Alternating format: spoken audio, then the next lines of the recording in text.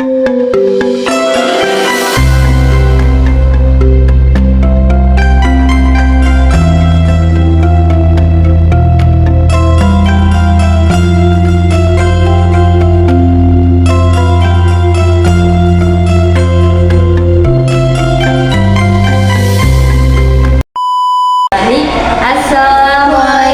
warahmatullahi wabarakatuh. Alhamdulillahirobbilalamin. Wabihi nasta'in ala umuri dunya waddin. Assalatu wassalamu ala asrofil anbiya'i wal mursalin wa ala alihi washabihi ajmain. Amma ba'du. Baik, berdirinya kami bertiga di sini untuk mengumpulkan tugas ujian akhir semester, yakni mata kuliah karakter keislaman atas nama dosen Bapak Rizal Fahlevi. Perkenalkan, nama saya Octavia Mutiara Ramadhani. Nama saya Alfiani Magdaleni. Perkenalkan, nama saya Ainaya Anajib. Baik, di sini kami bertiga akan menjelaskan apa itu jual beli. Jadi di sini saya ingin menjelaskan pengertian dari jual beli. Pengertian dari jual beli adalah alat tukar menukar barang dengan barang ataupun barang dengan jasa dengan pembeli dan penjual yang sesama ridho atau sesama suka dan dengan sesuai tuntunan yang diajarkan Rasulullah dalam Al-Quran dan Al-Hadis. Di sini dalil yang menjelaskan tentang hukum jual beli ada di Al-Quran surat Al-Baqarah ayat 275 yang berbunyi Bismillahirrahmanirrahim. Alladzina yaquluna riba la yaqumu illa kama yaqumu alladzi yattahabbathu syaitan minal mas. Dzalika bi annahum qalu innamal bai'u mislur riba wa halallahu bai'a wa harrama riba faman ja'ahu maw'idatun min rabbih fantaha falahu ma salaf wa amruhu ila Allah wa man 'ada fa ulaika ashabun nar hum fiha khalidun.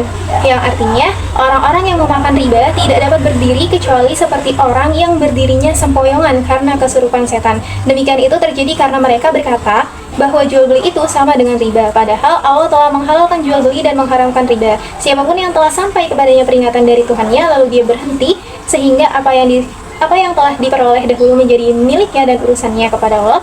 Siapa yang mengulangi transaksi riba, mereka itulah penghuni neraka dan mereka akan kekal di dalamnya.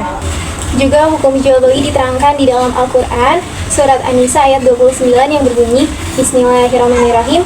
Ya ayyuhalladzina amanu la ta'kulu amwalakum bainakum bil batil illa an takuna tijaratan an taradin minkum wa la taqtulu anfusakum innallaha kana bikum rahima. Yang artinya, wahai orang-orang yang beriman, janganlah kamu memakan harta sesamamu dengan cara yang batil atau dengan cara yang tidak benar, kecuali berupa perniagaan atas dasar suka sesama suka. Dan janganlah kamu membunuh dirimu sendiri, sesungguhnya Allah adalah Zat yang Maha Penyayang kepadamu. Baik, di sini saya akan menjelaskan bahwa di dalam jual beli itu terdapat 3 rukun. Yang pertama itu ada penjual dan pembelinya. Ketika kita ingin melakukan jual beli, itu yang pertama harus ada penjual dan yang kedua harus ada pembelinya. Bagaimana mereka berdua itu bertukar, yang satu menjual dan yang satu membeli. Lalu yang kedua itu di dalam jual beli itu harus ada barang atau jasa. Contoh dari barang itu seperti meja, kursi, bangku dan sebagainya. Lalu jasa. Nah, kalau jasa ini seringkali kita temuin kan, kita memakai jasa seperti tukang bangunan atau jasa servis. Ini termasuk ke dalam jual beli. Yang satu menawarkan jasanya dan yang satu menggunakan jasa tersebut. Dan ini termasuk dalam rukun jual beli di mana harus ada bayaran. Lalu bagaimana jika kita menggunakan jual beli internet? Nah, internet itu kan dia tidak terlihat kan. Namun itu dapat dirasakan, kita dapat menikmati dari internet tersebut.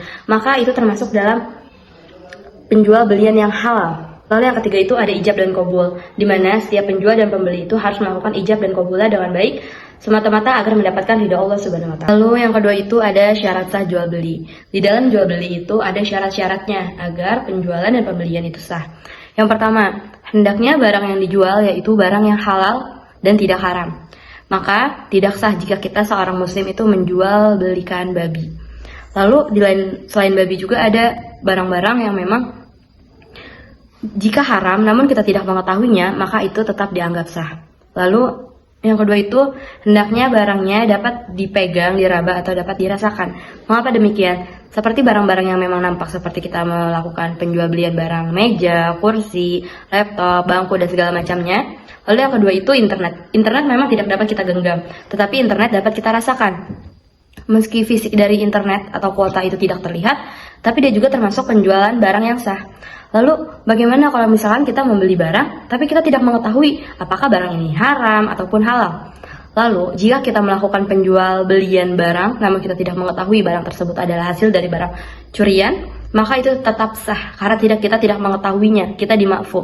Namun, jika kita mengetahui bahwa itu adalah hasil dari barang haram, maka sebaiknya kita tidak melanjutkan pembelian barang. Nah, lalu di sini ada etika di dalam jual beli. Mengapa ada etika di dalam jual beli? Terkadang kita seringkali melakukan penjualan barang, kita hanya ingin cepat-cepat laku ataupun laris, sedangkan kita tidak memikirkan etika kita sebagai penjual. Maka dari itu, etika dalam jual beli itu terbagi menjadi beberapa hal. Yang pertama itu kejujuran dalam berdagang. Kita harus jujur dalam berdagang. Karena kenapa? Berdagang itu bisa menjadi juga bahan pahala jika kita jujur. Lalu yang kedua itu tidak menipu atau curang. Banyak sekali orang-orang yang melakukan penjual belian barang, padahal nyatanya barang tersebut sudah rusak. Seperti halnya kita membeli flash disk.